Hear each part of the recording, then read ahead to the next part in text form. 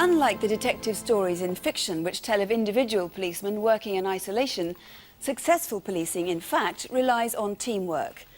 The more serious the crime, the greater the number of people involved.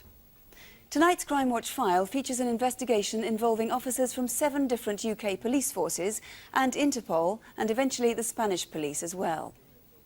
But it wasn't until Crimewatch viewers came in on the case that the net began to close on a gang of armed and dangerous men. What you're about to see is a dramatic reconstruction of events. Some locations have been altered to protect security arrangements, and many of the victims' names have been changed. Who's that? Oh, it's Pete. He's come to pick me up. Shouldn't be long now. Go on, it's cold. Go and wait in the car. It'll only be 5 to 10 minutes.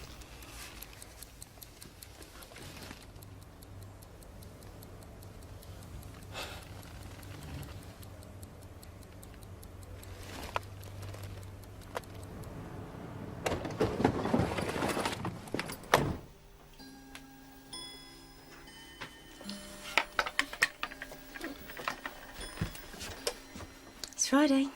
Christmas dinner money day. Come on, pay up. All right. We'll have to keep a payment to the bank on sale. Suppose I ought to give them a call. Make sure we get a decent table.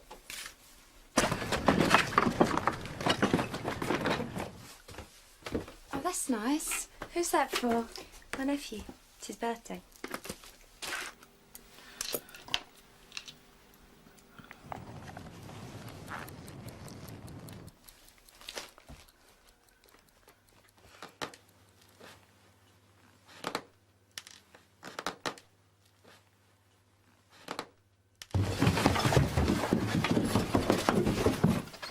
You make a noise, you're gonna get it.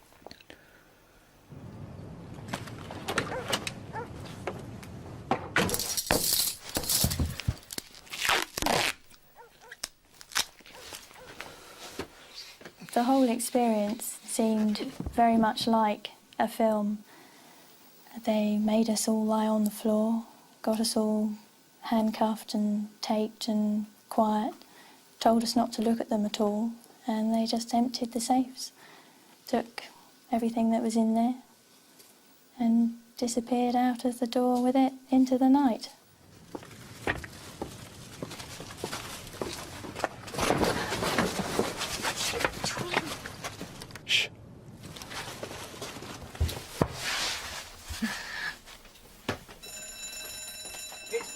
I had to crawl to the front of the shop with the handcuffs around my ankles to actually let the police into the shop. What's happened? We've been robbed. How many of them? 3 units to attend, over. Yeah, Whiskey 183 attending. ETA is 5 minutes. Can you ensure that static points are put on and that Hampshire are informed? Yes, confirm, that's been done, over. Whiskey 183, DS Banks and DC Spencer at the scene. On my way to the shop, I was aware that shotguns were involved, and I was very apprehensive as to what we would find when we got there. Hello dear, I'm Monty Banks from the CID. Hello. Are you all right? You're a bit shaken up, aren't you? A bit, yeah. Yeah. My initial concern was to contain the area and get to the robbers before they got away.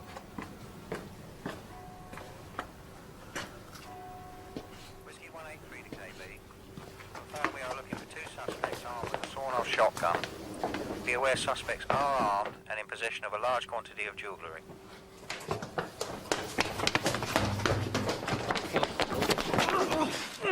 Shortly after my arrival at the shop, PC Garrett found a suspect lurking near where one of the jewellery boxes had been found. Get off me! Arresting you on suspicion of robbery. You don't have to say anything unless you do so. Well, what you do say can be given an evidence. I ain't done nothing. Do you understand? What's this in your pocket? It's more whiskey. It became quickly apparent that this man was guilty of nothing more than having stolen a bottle of whiskey from Marks and Spencer's. Good boy. Jack, I think we've got something here. There's a shoe print here. They've gone over the wall. Having realised that the offenders had escaped from the immediate area, we began the task of gathering what evidence we could find at the scene. As they were leaving, the first man said to me words to the effect of, keep your head down. I want you to stay here for half an hour. If you move, I'll be out there and you're going to get it. Were you scared? Did you believe him?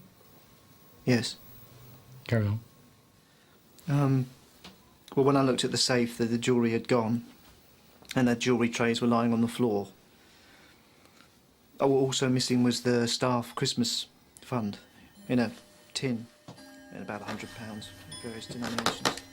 Anthony had been living in the flat above the shop, but that night he wouldn't stay up there, and he didn't ever go and live up there again. I mean, what could I do? There's no doubt in my mind that they would have pulled that trigger and used that weapon if the safe and valuables had not been open for them.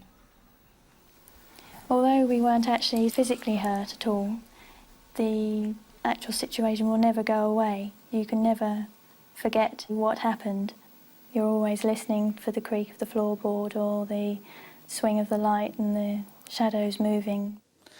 Over the next few weeks, we carried out extensive inquiries, and I became more and more convinced that the robbers came from outside of the area.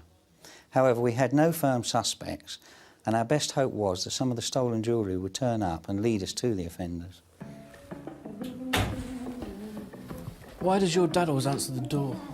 Oh, I don't know. Do you want something to eat? Yeah. What do you want?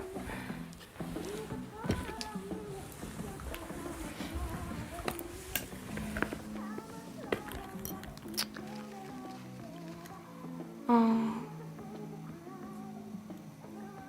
Thanks.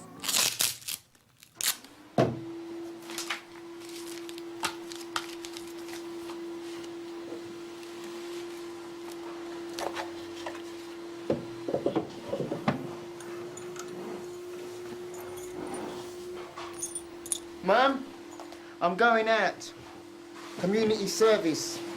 You be all right?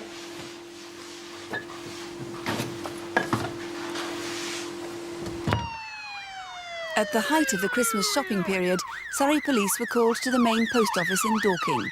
It looked as though the same team had struck again.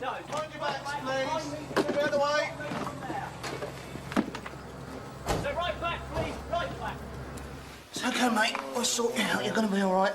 Lift him up, Steve. On 3 stands 3. Let's get you sorted out, mate. This is going to hurt, ready? We're going to need bulk croppers for this. Okay. Ambulance is here. It sounds like someone's making you a nice cup of tea, mate. Are you all right, love? You all right there, Mr. Roberts? The gunman had jumped 2 members of staff in the staff canteen. They tied Mr. Roberts up and left him on the floor with a gag over his mouth. How's the lady they took downstairs? The lady was my assistant manager, Rosemary. She was forced down the stairs with a gun in the small of her back. The first I knew of it was when I saw her at the door. And then the door suddenly opened and a figure, all in black, slid round it. I thought it was a postman playing a joke on us dressed up. So I said to him, "What in the hell do you think you're playing at?" And he waved the gun at me and said, "Shush, shush, shush, shush." I said, "Don't you shush me."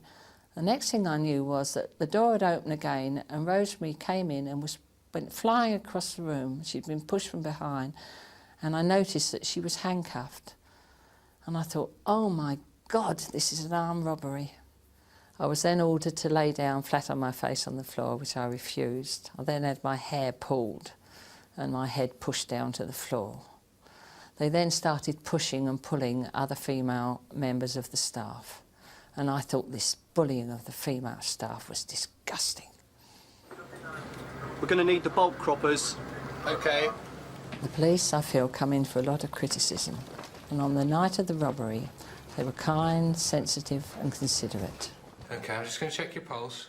The ambulance men were also very helpful. They wouldn't leave the post office until they were sure that everybody there was fit and healthy.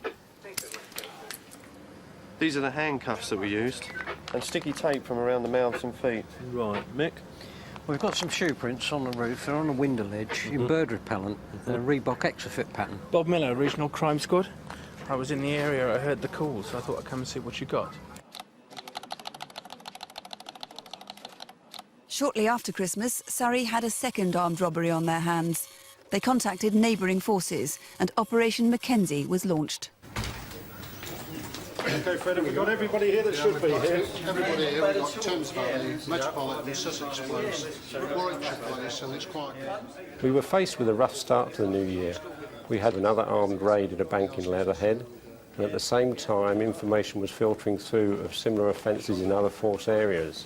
We decided it was time to bring everyone together.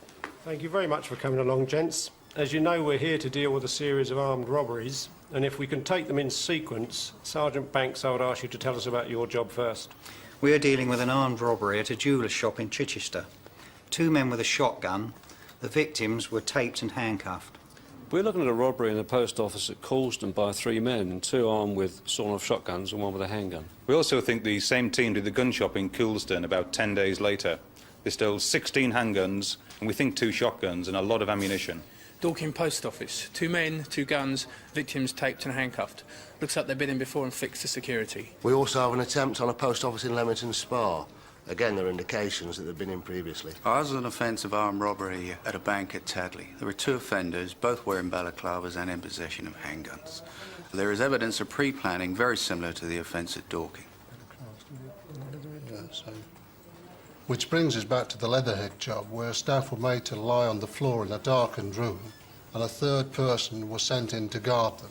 Sounds like your Bloxham job, Dave. Yes, this happened around 5 months before the series we've just been hearing about.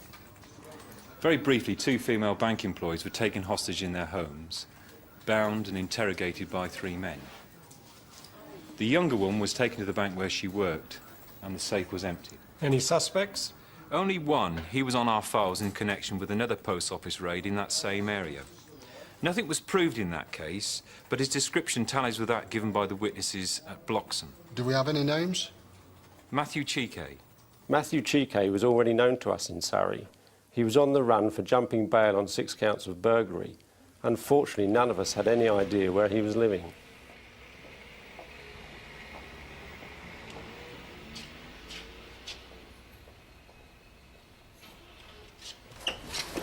Excuse me, do you have any houses to let? No, I'm afraid we don't at the moment. OK. John, Welcomes Road. Oh, how much are you looking to pay? Well, about £2 grand a month.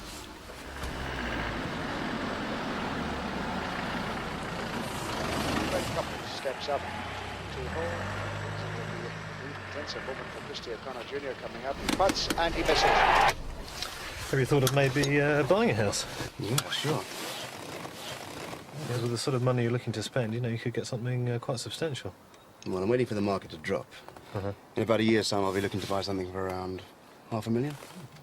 When I first met Matthew, I found him to be a very friendly, approachable, suave and sort of charming individual. And he was completely convincing as far as I was concerned.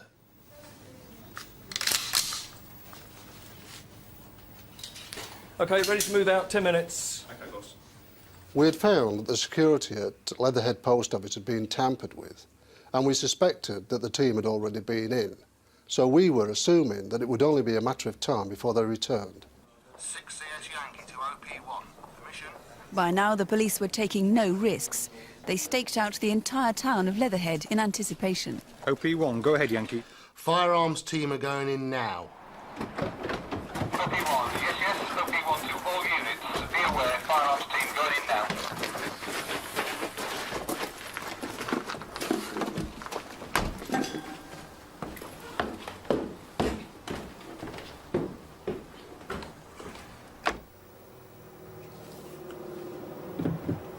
Zero to all units. Advise when rehearsals are complete.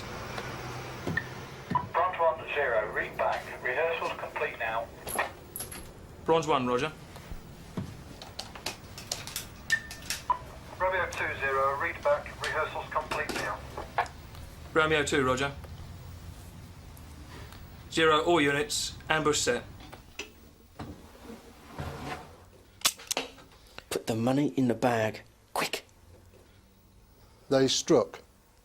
Unfortunately, it wasn't at Leatherhead. It was a bank at Caterham, one we hadn't got to. You've got more money than this. No, I haven't. I've emptied everything. What about the cash point? What about that? It's upstairs. You move or make a noise, you're gonna get it. Stand down. Stand down to Leatherhead Police Station. OP1, yes. OP1 to all units. It's a stand down to Leatherhead Police Station. The next day, it happened again. You think this is a joke? It's no joke. I'll shoot.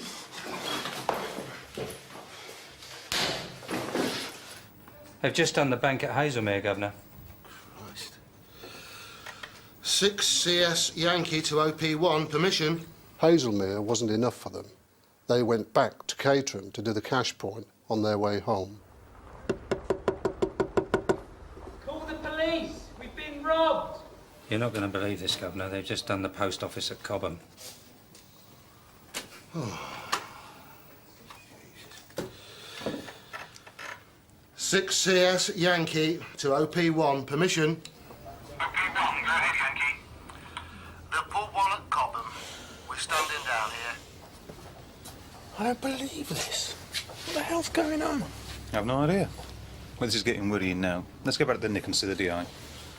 The speed at which the team was now operating was causing concern for a number of reasons, not least of which was that we thought it wouldn't be long before one of the guns went off and someone was shot. Lima Quebec 20, red Peugeot, onto High Street, driven by an IC3 male, index number Foxtrot 585, Oscar Lima Whiskey. I've lost sight of the vehicle. Did you receive, over? Wonder if that's these blokes Surrey have been after. Sounds like it, Jimmy. Thames Valley were on the alert for a man seen driving a stolen Peugeot near a high street bank in Ascot. Hold up, Jimmy. That's the car there.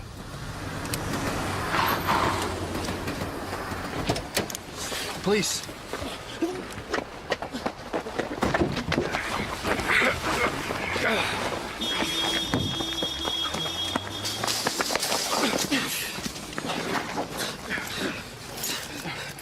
Don't put the cuffs on.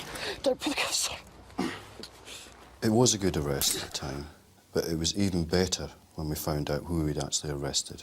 It was a great moment when we heard from Thames Valley that they'd arrested Stephen Chike, the 18-year-old brother of our suspect Matthew. But at the same time, it caused us considerable problems. It was very important that we got to the other two players before they had the opportunity to destroy evidence and go to ground. Hello, Joan. Hello, dear. How are you? How nice to see you. Let me take you shopping. Oh, thank you. See you later, Rob. You are a dear. Oh, no problem. That's great. Thank you. Shopping down Wimbledon? Yes, I have. Just to the shops, you know. Lovely. Stephen, we have sent police officers to look at the address that you gave on your arrest, at Seymour Road. Have you ever lived there? No comment. Has your brother Matthew ever lived there? No comment. You ever been to Stephen Chike's address? Yeah, the one in Seymour Road? No, I'm not happy. If you want to go in there, you're going to have to use a firearms team. OK. We'll wait here then. Yeah, we'll see you later. Bye. It's going to be a long night. I'll need some fags then. £5.70, please. OK, cheers. Thank you very much. Whoa. Check this out. £4.30 change. Thank you. I'll have to get you a job in the bank, eh? Yeah, why not? Bye. That's Chike! We recognise Matthew Chike as we'd arrested him once before.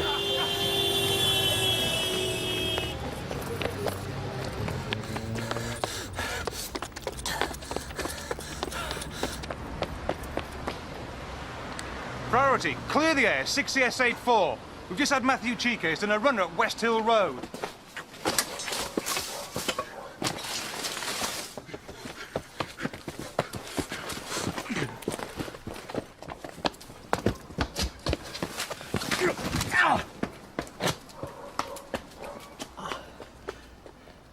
Our inquiries revealed that Stephen and Matthew had been buying cars for large sums of cash and had given 2 South London addresses close to the address that Stephen had given on his arrest. Stephen, you gave an address at Montford Place. Does Matthew live at Montford Place? From OP1, we have an IC1 male from the suspect premises. He's towards a red Seat Ibiza, index Delta 199, Foxtrot Sierra. He's away in the vehicle towards Seymour Road. What's this then, Bob? That's Chico's jacket. Oh, anything in it? Tell us where he is. Not that I could see. Lots of keys, Range Rover keys, and a paperback or something. Someone's been having a nice read. Having established the Range Rover was Matthew Chiquet's, and recognising the man emptying the vehicle as the suspect who had been followed from Montfort Place, we naturally thought that this must be our third man. He's coming this way. Time for the invisible pills in, right? Well, he knows who we are, then. Christ. Do you know there's no clubs in them golf bags? I don't like the look of it. And I don't like the look of that dog.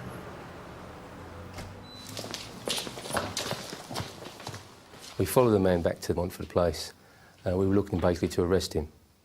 In view of the fact that he may well have been armed, we suspected there was firearms in the premises, and he may in fact be in possession of a firearm.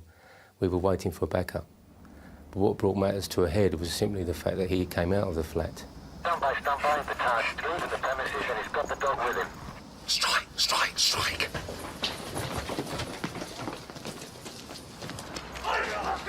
Please, stand still. What's going on?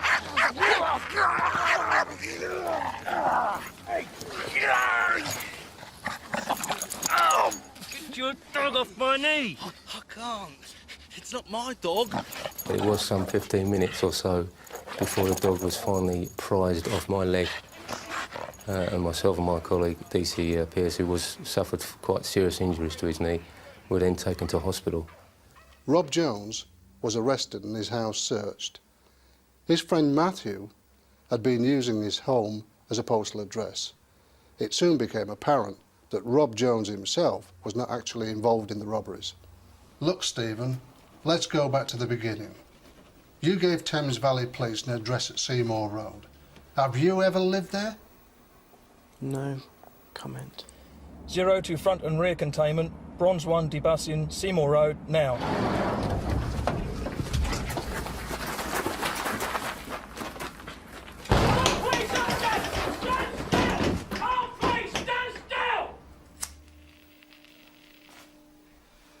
It was the wrong house, and the owner is very upset.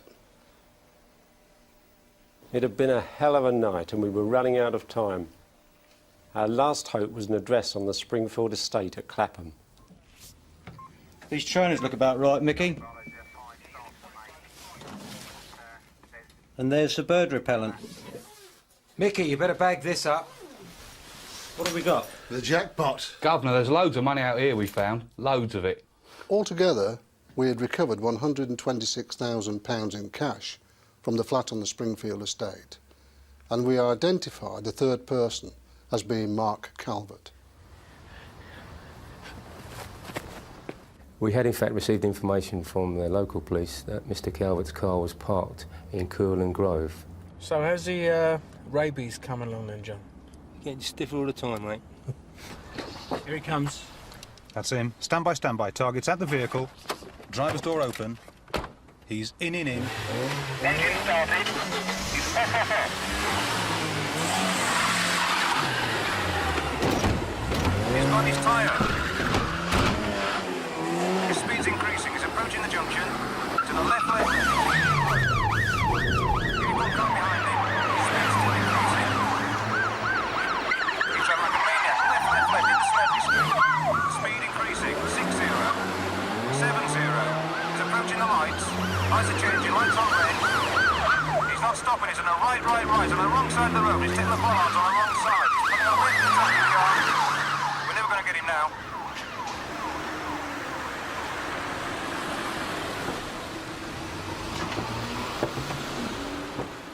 If he carries on like that, he's going to kill himself. My feelings when I saw Mr. Calvert roaring off into the distance, as it were, was somewhat disappointing, obviously. We wanted to arrest him quite badly, but I think it was the right decision taken at the time. The teams had had a very rough night. They'd come within inches of catching our 2 prime suspects and lost them. Look, we made the paper then. Yeah, Terry wants you to go back up to Wandsworth and take the collar off the dog, John. He thinks it may have Matthew's address on it. Right, gents. I know you've had a long day and I appreciate what you've done, but we've got to press on and try and find Matthew Chike. Got 2 or 3 sightings of Matthew in the Kenley area, Gov, one involving a car chase. Right, I want all the estate agents around the Kenley area checked. I'll get onto that, Gov. What about Stephen? He must know something.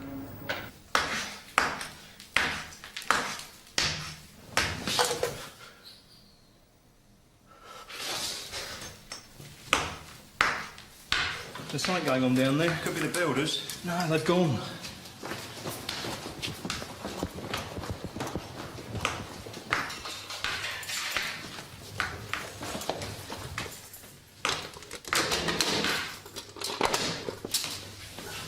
What are you doing? What are you up to?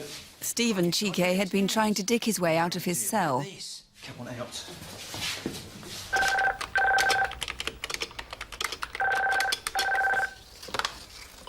Priorities estate agents. Hello, this is DC John Blake from the Surrey Police at Reigate. Have you got a Matthew Bryce or a Matthew Brooks on your records? It's the police. They want to know if we know of a Mr. Matthew Brooks or Bryce. Well, there's Matthew Bryce at Welcomes Road. We got him! Governor, Welcomes Road.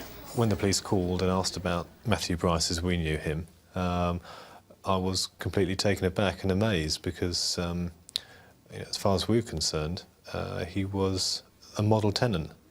And all his references had come back as being exemplary, and we had no reason to think there was anything suspicious about him whatsoever.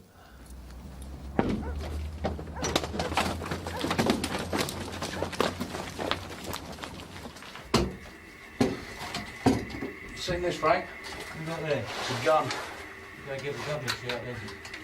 Governor! Gov? What have you got, Andy? It's a shotgun. Has it been made safe? Yeah, it's safe. Can you pass it up? Thank you. Andy, we've got the garage. In the few months that Matthew lived opposite us in Welcomes Road, my 14-year-old son, Mark, developed a very genuine relationship with him.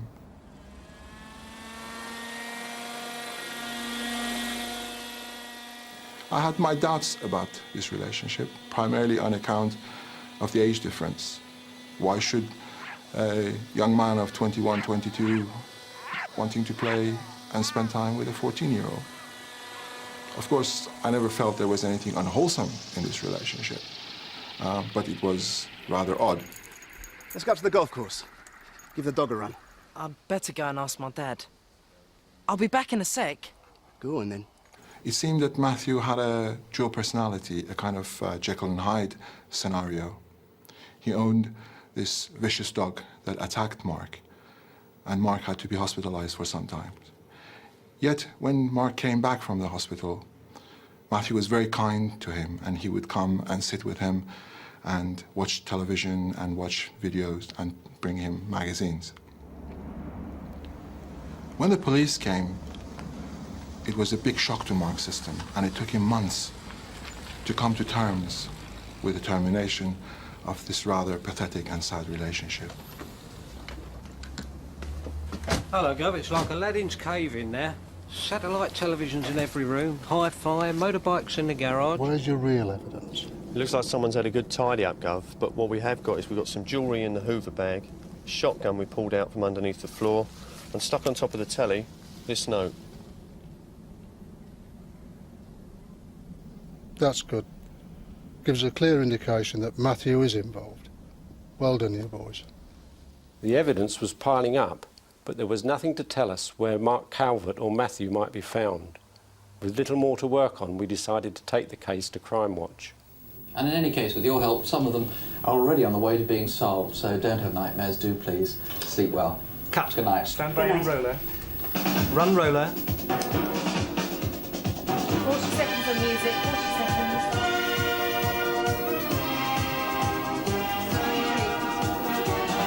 We showed photos of Mark Calvert and Matthew Chike on the programme, appealing to anyone who might be able to tell us where to find them.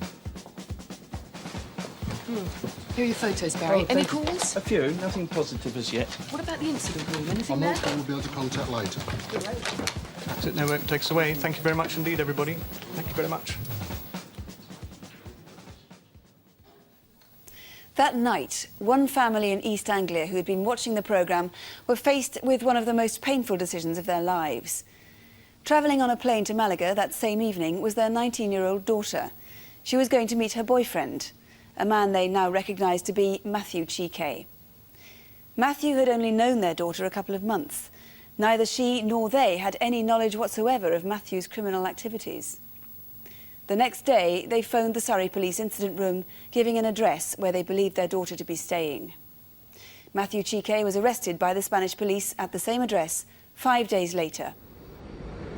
We sent officers out to Spain to assist in identifying Matthew, who had been travelling under a false identity. Unfortunately, he was released on bail in Spain 11 weeks later. Quite frankly, we were devastated. Given that he'd already jumped bail in England, we felt that it was highly unlikely that we would see him again. In our weakest moment, we felt that we had done a lot of hard graft for nothing.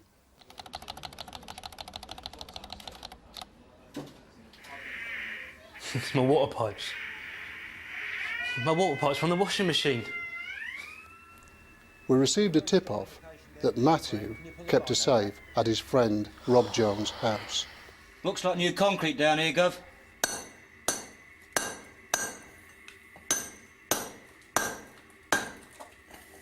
Cool, I found the keyhole. When we eventually found that safe, buried in the floor, we found that it had been opened, but the lock was intact. Look at this bloody mess. You'll pay for this. Keys we had found in Matthew's barber jacket fitted that lock.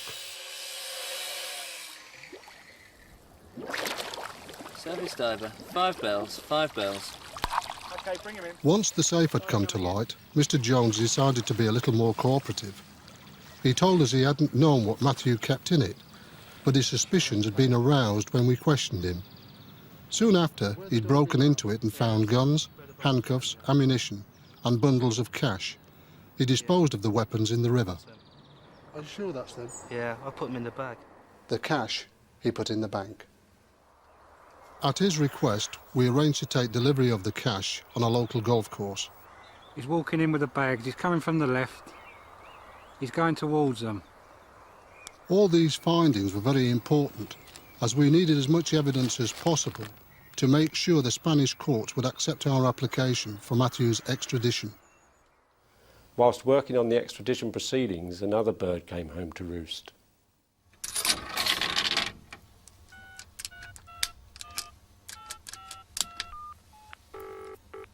Alongside Police Manchester, can I help you? Yeah, look, I don't want to give my name, all right? I'm just ringing about that man you had on that Crimewatch programme a few months back. Crimewatch? Yeah, about those robberies down south. Well, he's at 19 Stanley Road, Whalley Range. His name's Mark.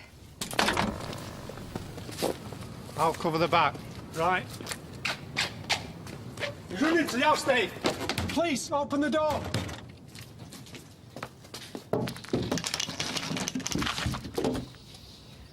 Dave, we're in.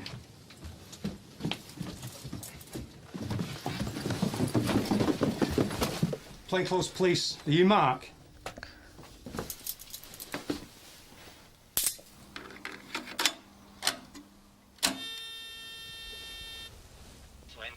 Mark, when the last tape was ending, we were talking about an offence at Chichester. Do you wish at this stage to continue discussing your involvement in that offence? Yeah. Please fire away. It's best if you ask the questions. I'm not too good at speaking to you. OK, you're in the shop. Now, who tied up who? And what gun did you have on that one? Shotgun. Sawn off? Yeah, sawn off. And where did it come from? Stephen gave it to me. I weren't holding it. I was holding it some of the time, but I can't remember. You never kept a gun? No, never. So where did the other guns come from? Stephen had them. He just gave them to me. I never kept none. And were you involved in the gunshot burglary? No, I don't know nothing about that. Mark, would you tell us if you were? Yeah. By the time we had finished interviewing Mark Calvert, he had confessed to most of the jobs. He even admitted to the robbery and kidnap at Bloxham. You're doing well. You've earned yourself a lot of credit.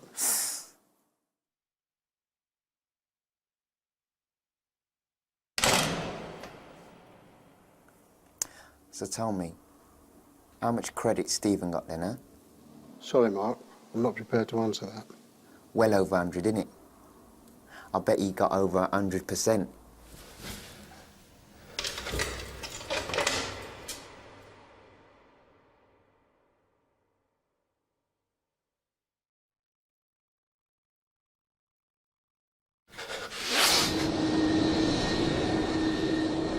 By the time we had prepared the extradition case against Matthew Chike, we had 3,000 pages of evidence and over 1,500 exhibits.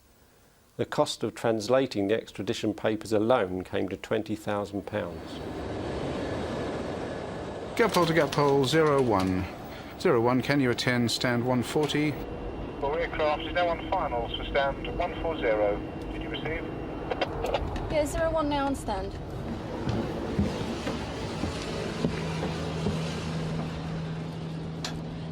It was 2.5 years, almost to the day, from the start of Operation Mackenzie to the time we eventually brought Matthew back from Spain.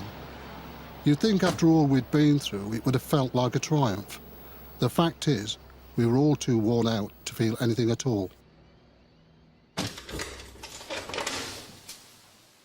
Between them, they stole over £1 million and brought fear and misery to 59 innocent victims. If they'd have got away with it, I would have felt very bitter. The sheer audacity of it, the number of robberies, the number of people they'd hurt, frightened and bullied. And the fear that they might come back and do it again. I can't tell you how relieved and thankful we all were when we were told that they'd been caught and put away.